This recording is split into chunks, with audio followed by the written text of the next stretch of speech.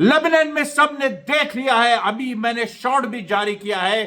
एक नकाबपोश मुस्लिम महिला south Lebanon में इजरायली टैंक के सामने आ गई है, जन विद्रोह हो गया है। और मैंने जो पहला वीडियो बनाया था 7 बजे, जो मैंने आज देखिए आप लोगों की डिमांड थी, और मैंने सबसे पहले 1.5 मिनट का एक शॉट बनाया, क्योंकि शॉट का नया फॉर्मेट आ गया 3 मिनट का। उसके बाद 8 साढ़े 8 मिनट का मैंने लेबनान पे विशेष बनाया। अभी मेरा उसके बाद मैं एक रात का जो वीडियो है वो मैं फिलिस्तीन पे केंद्रित करना चाहता था, अभी भी करूंगा, लेकिन उसके पहले यह घटना हो गई लेबनान में। जो इजराइल, मैंने आपसे कहा था 26 जनवरी 2025 को बड़ी घटनाएं होंगी, लेकिन किस तरह की होंगी यह अंदाजा नहीं था, और वो हो भी नहीं सकता है। उसमें देखिए हिजबुल्लाह ने फायरिंग करने के बजाय जनता को तैयार किया, उनको सामने किया, और भारी संख्या में जो इजराइल विड्रॉ नहीं कर रहा है। 60 दिन पूरे हो गए 27 नवंबर से 25 जनवरी, 27 नवंबर 2024 से 25 जनवरी 2025, आज 26 जनवरी है, और आज के दिन जनता घुस गई अपने घरों को देखते हुए, ढूंढते हुए कि हमें वापस जाना है अपने घरों में। जैसे वहां पर इजराइल बदमाशी कर रही है कि साउथ गाजा से नॉर्थ गाजा लोगों को नहीं जाने दे रही है, केवल एक मोसाद एजेंट जो हमास के पास है उसके लिए, और उसमें हालांकि बातचीत हो रही है, उसके बारे में आपको बाद में बताएंगे। लेकिन यहां जो हो रहा है, जो लेबनान में हो रहा है, हमने 8 मिनट के उसमें जो वीडियो बनाया उसके अंदर कई वीडियोस थे, कई फुटेज है, आपने देखे होंगे। हालांकि उसके व्यूज जिस तरह से मैं चाहता था उस तरह से नहीं है, लेकिन आप लोग उसको आगे बढ़ाइए, धीरे धीरे ऐसी ही चीजें बढ़ेंगी। इसके पहले जो मैंने शॉर्ट बनाया है वो केवल 13 सेकंड का है, उसको भी आप लोग बड़ी संख्या में डाउनलोड करके उसको शेयर क्यों नहीं कर सकते, हमको बताइए। आप लोग शेयर भी नहीं करते हैं ठीक से। अब मैंने 8 साढ़े 8 का मिनट का वीडियो डाला, सुबह 1.5 मिनट का शॉर्ट डाला, अभी तक आप लोगों को 1000 लोग भी हैं, उनको भारी मात्रा में शेयर करना चाहिए। चाहे 5, चलिए 1000 छोड़िए, 200 हैं, 200 तो है ना, उनको शेयर करना चाहिए।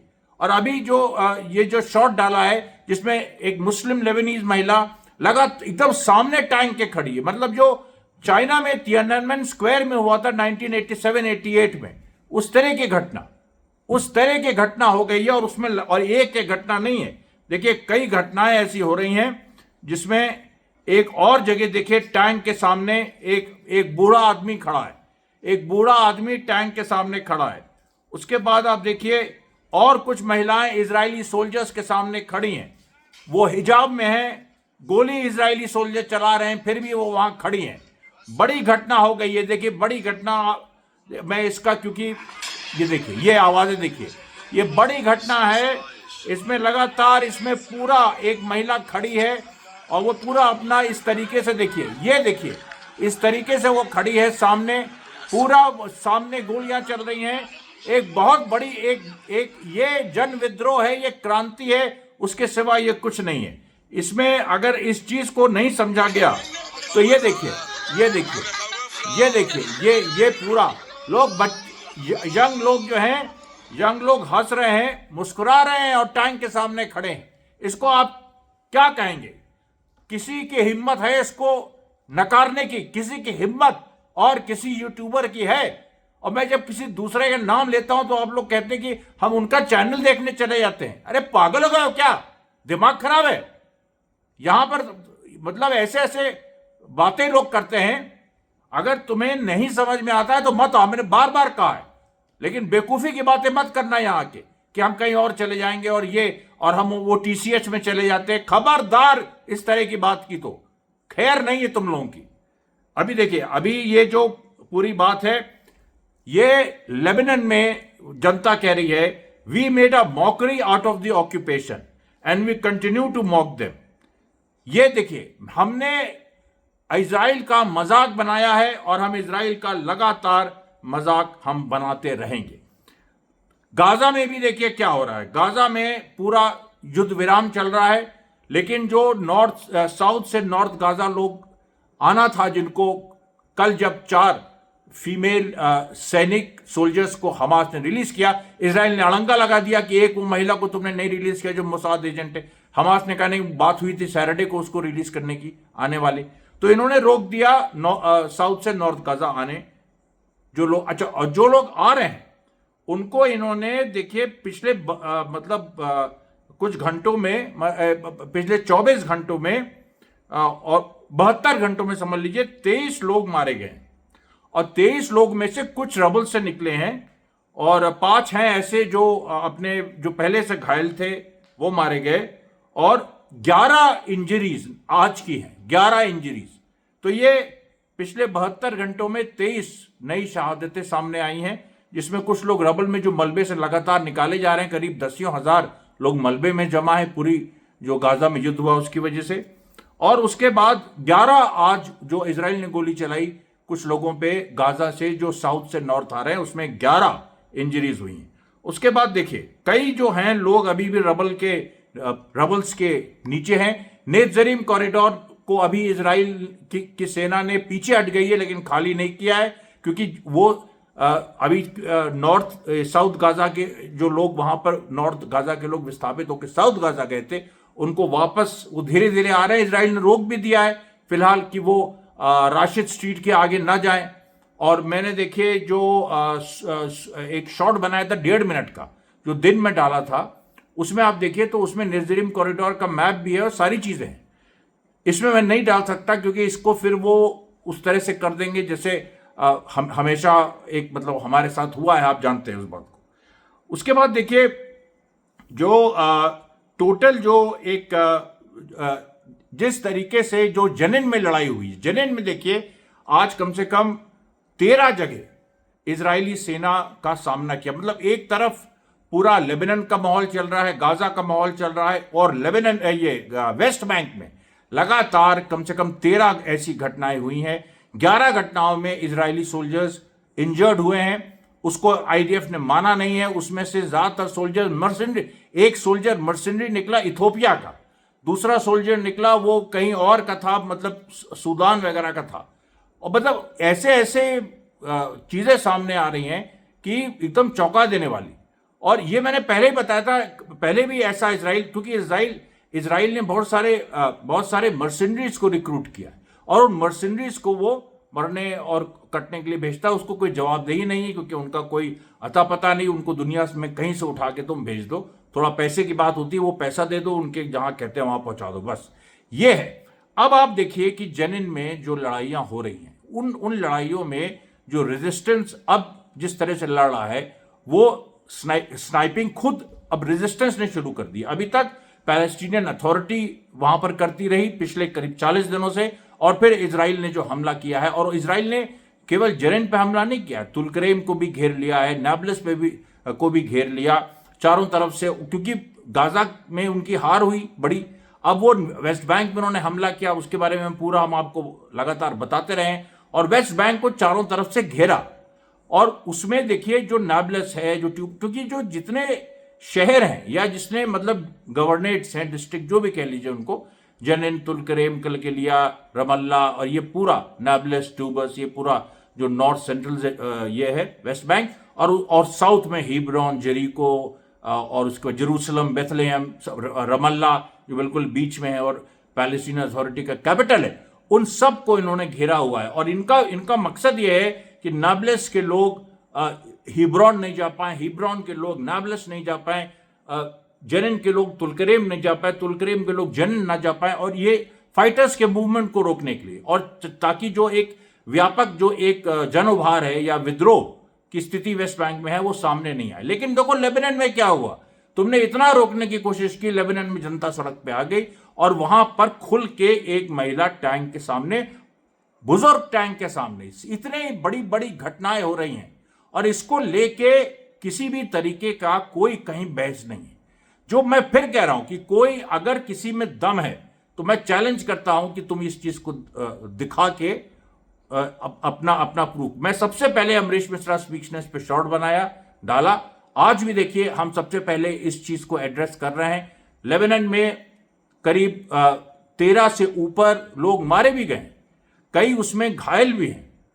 लेकिन देखिए ये एक पूर्व पीठिका है, ये पूरी तैयारी हिजबुल्लाह कर रहा है, माहौल पूरी तरह से इजराइल के खिलाफ, पूरे विश्व का माहौल इजराइल के खिलाफ किस तरीके से आपने देखिए गाजा में हमास ने किया, पूरे विश्व का माहौल इजराइल के खिलाफ किया। मारा भी इजरायलियों को लगातार, दोनों चीज पैरेलल चली, पॉलिटिकल और मिलिट्री दोनों, और दोनों चीजों को करते हुए हमास विजयी हुआ। उसके बाद अब देखिए हिजबुल्लाह ने भी मिलिटरीली इजराइल को घुसने नहीं दिया लेबनान में। उसके बाद सीज फायर हुआ, सीज फायर के बाद इजराइल ने विड्रॉ नहीं किया, अब जनता को आगे कर दिया। और जनता जो वहां पर देखिए, जनता जब लड़ती है और उसकी जो इमेजेस जाती हैं, और ये उस तरह का गाजा टाइप मसाकर ये लेबनान में कर नहीं सकते, क्योंकि लेबनीज आर्मी वही है और लेबनीज आर्मी के भी लोग आज शहीद हुए हैं, मेरे जो लेबनान वाली वीडियो में वो भी है। तो वो सारी चीजें मिला जुला के इस तरफ पॉइंट आउट करती हैं कि पूरी परिस्थिति है वो रेजिस्टेंस के साथ हो रही है। और एक बात और देखिए, जो ट्रंप का बयान आया उस पर भी काफी लोगों ने मुझसे पूछा कि ट्रंप के बयान को हम किस रूप में देखें, कि ट्रंप ने कहा कि हमने जॉर्डन के राजा से कहा है कि वो फिलिस्तीनियों को ले ले। सबसे पहली बात तो ये है कि ट्रंप के बारे में मैं बार बार कह रहा हूं, उसका जो वो बोलता है वो देखिए सीरियस नहीं है। वो ही सीरियस वो जब होना चाहता है इंटरनल पॉलिटिक्स में अमेरिका के, तो होता है। 4 साल प्रेसिडेंट भी था वो, उसने इजराइल के पक्ष में बहुत कुछ किया, लेकिन अभी जब से वो जीता है उसने इजराइल के खिलाफ ही काम किया। हालांकि नेतन्याहू ने पूरी कोशिश की है कि ट्रंप इजराइल का साथ दे, लेकिन ट्रंप ने अभी जो भी निर्णय लिए हैं, एक भी मटीरियल हेल्प इजराइल को नहीं दी। अब कुछ लोग कह रहे हैं कि जो चीजें कुछ बाइडेन ने रोकी थी उसको ट्रंप अप्रूव कर रहा है, कुछ ये कर रहा है। देखिए ऐसा है, आप ट्रंप की पोजीशन, अमेरिका का वो प्रेसिडेंट है, दुनिया के सबसे खूंखार साम्राज्यवादी जालिम जो देश है, और जो सबसे ज्यादा एडवांस भी है टेक्नोलॉजी के लेवल पे। चाइना उसके बहुत करीब है, रशिया उसके बहुत करीब है, लेकिन नंबर 1 अभी भी अमेरिका है। चाइना, रशिया, ईरान मिलकर उसको खत्म कर सकते हैं, वो अलग बात है, लेकिन अभी आज वो नंबर 1 है, ठीक है। आज वो सबसे ज्यादा साम्राज्यवादी जालिम देश है, उसका वो प्रेसिडेंट है, और उसका प्रेसिडेंट होके वहां के इलीट से लड़ रहा है, वहां के मिलिट्री इंडस्ट्रियल कॉम्प्लेक्स से लड़ रहा है। कब तक लड़ पाएगा वो अलग बात है, सरेंडर भी कर सकता है, सरेंडर हो सकता है, लेकिन आज जो उसने कहा कि फिलिस्तीनियों को हमने जॉर्डन के राजा से बात की, इनके बात करने से क्या हो जाए। आप लोग समझिए, ये सारी चीजें ट्रंप अपनी ये नेतन्याहू को तुष्टीकरण वाली ये राजनीति ट्रंप को बहुत अच्छी आती है, और वो बेवकूफ भी बनाता है। वो उसने देखिए, जब उससे गाजा के बारे जिस दिन उसने 20 जनवरी को शपथ ली, उस दिन उससे गाजा के बारे में पूछा गया, उसने एक शब्द नहीं कहा कि Israel has a right to defend itself, एक शब्द नहीं कहा। उसने गाजा में इजराइल का नाम ही नहीं लिया, उसने केवल यह कहा कि गाजा को कैसे फिर से बिल्ड किया जाए, ये किया जाए, वो किया जाए। उसने बिल्कुल, अब आप सोच लीजिए इस बात। और जितने जो एंटी इरानियन जो हॉक्स हैं उनको भी हटाया है उसने। जॉर्डन के राजा से, ये तो मजाक है यार, जॉर्डन के राजा से वो क्या कहेगा, जॉर्डन के राजा से कहने से वो क्या फिलिस्तीनियों को ले लेंगे। और उसके बाद उसने कहा हम इजिप्ट के भी सीसी से कहेंगे, ये भी एक मजाक है, क्योंकि जॉर्डन के राजा और इजिप्ट के जो सीसी प्रेसिडेंट है, दोनों को लेके एक ट्रंप का एक जो पूरा एटीट्यूड है, अप्रोच है, वो इसी तरह का है कि भाई ठीक है, ये है, इनको टॉलरेट करना है। सऊदी अरेबिया तक के फेवर में उसने आज तक कुछ नहीं कहा, जबकि ट्रंप जैसा जो प्रेसिडेंट है, और कोई भी अमेरिका का प्रेसिडेंट होता है, सऊदी अरेबिया के आते ही वो तारीफ करता है।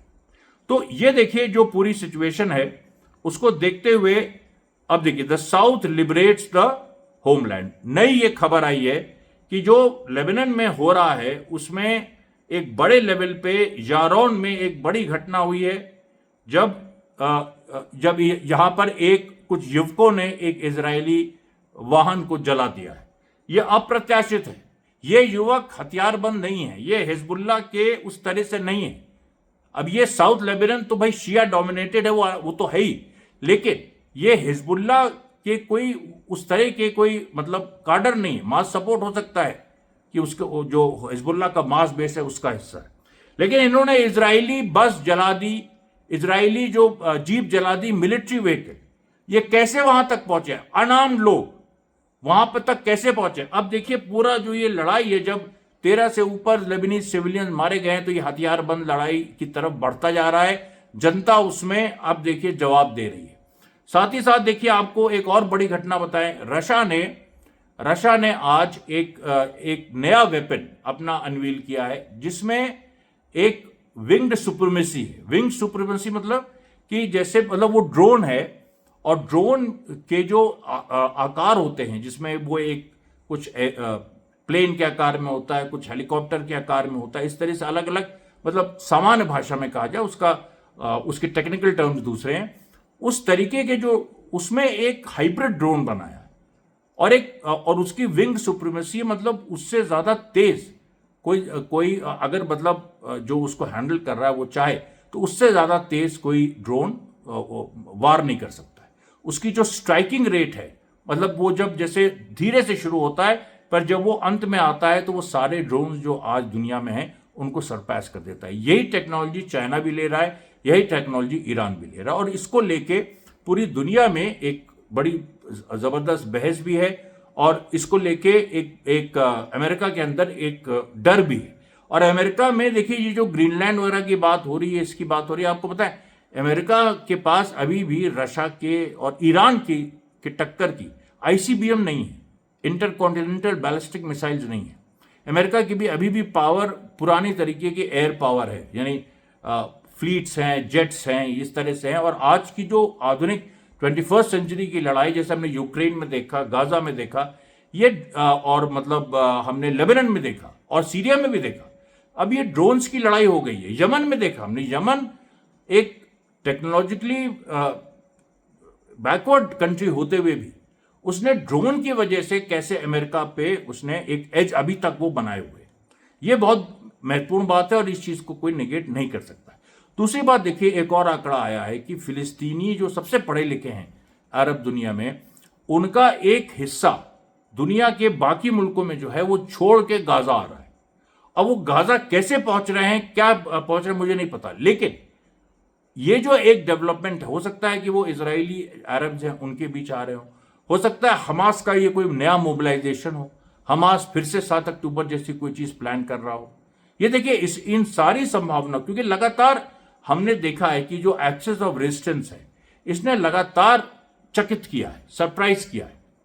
इसने ऐसा कोई सिंपल सी चीज नहीं की है कि जो आपने सोचा नहीं होने वाली है। 7 अक्टूबर किसी ने नहीं सोचा था, इजराइल को थोड़ा बहुत आभास था, उसको भी विश्वास नहीं हुआ कि ऐसा हो सकता है। तो ये जो देखिए सारी चीजें हैं, ये जो सारी बातें हैं, ये एक एक करके इस तरफ ले जा रही हैं। और आपको एक चीज और बताएं, सीरिया की जो रेजिस्टेंस की बात है, सीरिया में रेजिस्टेंस टार्टूस जैसी जगह पर भी अब शुरू हो गया है। उसके साथ साथ 2 और जो कर्डिश फोर्सेस हैं, वो जो वहां पर नॉर्थ ईस्टर्न सीरिया में है, और जो टर्की की जो सीरियन नेशनल आर्मी है, उससे मतलब टर्की बैक, उससे जो उनकी गोलीबारी हो रही है, उसमें एक तीसरा एलिमेंट आ गया है। मैंने आपको बताया था वहां 10,000 आईसिस के लोग जेलों में हैं, उनको अमेरिका छुड़ाना चाहता है। एक तीसरा एलिमेंट आ गया और ये तीसरा एलिमेंट रेजिस्टेंस है। इसने भी एसएनए पे गोली चलाई, कर्डिश फोर्सेस के साथ कुछ अंडरस्टैंड, क्योंकि देखिए जब आईसिस के खिलाफ लड़ाई हुई थी, हालांकि कुर्द पूरी तरह से अमेरिका के साथ हैं, लेकिन जब उस समय आईसिस से लड़ाई हुई थी 2014 से 2017 के बीच, तब उस समय एक टाइम आया था जब बहुत सारे जो इराकी जो प्रो इरानियन पैरामिलिट्री फोर्सेस थी जो सीरिया में लड़ रही थी आईसिस के खिलाफ, उनका कुर्दों के साथ एक अंडरस्टैंडिंग बनी थी। और ये टेम्पररी अंडरस्टैंडिंग होती है बैटलफील्ड की, और वो होती है। वो अमेरिका नहीं चाहता था तब भी कि ऐसा हो, लेकिन वो हुई। आज का भी यही स्थिति है कि सीरिया में अमेरिका अगर नहीं भी चाहे कि इस तरह की कोई चीज हो, वो हो जाएगी, क्योंकि ऐसी जो परिस्थिति बैटलफील्ड की होती है कि दुश्मन का दुश्मन दोस्त होता है। तो अब अगर सीरियन नेशनल आर्मी के खिलाफ जो रेजिस्टेंस है सीरिया का है, वहां पर एचटीएस के भी खिलाफ है, जुलानी के खिलाफ है, तो फिर वो कुर्दों के साथ एक अंडरस्टैंडिंग बनाना ये बात तय है। और वहां पर देखिए आईसिस का खतरा, आईसिस से अकेले कुर्द लड़ नहीं सकते, और अमेरिका धीरे धीरे इस तरफ बढ़ रहा है कि अगर एचटीएस फेल करता है तो हम आईसिस को बढ़ाएं। ये अभी अमेरिका के जो डीप स्टेट है उसकी पॉलिसी, लेकिन ट्रंप डीप स्टेट के खिलाफ भी बोल रहा है। तो आने वाले दिनों में ये जो टसल है अमेरिका में, जो कि प्यूटन ने कहा था कि ट्रंप की जो जीत है वो एक्चुअली अमेरिका में सिविल वॉर को आगे बढ़ाएगी, ये बात देखिए सच होती लग रही है। क्योंकि इसमें एक बहुत बड़ा एंगल एक ये भी आ रहा है कि अमेरिका के अंदर अब फिर से उबाल एक नया आ रहा है फिलिस्तीन के पक्ष में। और ट्रंप ने पहले जब वो प्रेसिडेंट नहीं था तब उसने कहा था कि अगर कैंपस में इजराइल के विरोध में जो कैंपसेस हैं उसमें अगर विद्रोह होता है तो हम दबाएंगे इजराइल के विरोध में। आज लेकिन वो दूसरी बात कह रहा है। आज वो कह रहा है कि हमें इन्हें समझने की जरूरत है। अब बताइए, ये जो चेंज हुआ है, ये देखिए परिस्थितियों ने कैसे, मैं बार बार उस चीज को कहता हूं। आज किसी ने कहा कि सब कुछ बदल गया, अमरीश मिश्रा नहीं बदले। मैंने कहा देखो भाई, एक्चुअली सच्चाई ये है कि सबसे ज्यादा जो क्रांतिकारी होता है वही सबसे ज्यादा बदलाव परस्त होता है, वही सबसे ज्यादा एक पॉजिटिव चेंज की तरफ बढ़ता है, स्थितियों को बढ़ाता है अपनी बातचीत से, क्योंकि वो ऐसी ऐसी चीजें खोज के लाता है जो दबी हुई हैं। जैसे रेजिस्टेंस की सच्चाई दबी हुई है, उसको बाहर लाना, मेन स्ट्रीम उसको बनाना। और ये देखिए, ये जो पूरा एक जो लड़ाई एक्ट्स ऑफ रेजिस्टेंस लड़ रहा है, वो इसी की लड़ा है। मेजॉरिटी दुनिया की वो मजलूम है, वो एक्ट्स ऑफ रेजिस्टेंस की फोर्स है, लेकिन अभी उन तक धीरे धीरे पहुंचा जा रहा है। बहुत बड़े बड़े देश हैं जहां अभी वो नहीं पहुंच पाए। भारत ही को ले लीजिए, भारत में अभी रेजिस्टेंस उस तरीके से नहीं है, लेकिन हम लोग धीरे एक माहौल बना रहे हैं। अचानक एक दिन होगा, ये मत सोचिएगा कि 10 साल लग जाएंगे, 20 साल। मंगल पांडे सेना या इस तरह की कोई फोर्स कोई बहुत ऐसी हल्की फोर्स नहीं है, वो धीरे धीरे काम कर रही है। अचानक एक ट्विस्ट आएगा और उसमें एकदम से सिचुएशन बदली हुई नजर आएगी। तो देखिए, ये पूरी अब आज का जो ये आखिरी वीडियो है, कल आपके बीच हम फिर नए नए वीडियो लाएंगे। तब तक के लिए धन्यवाद साथियों, बहुत बहुत धन्यवाद।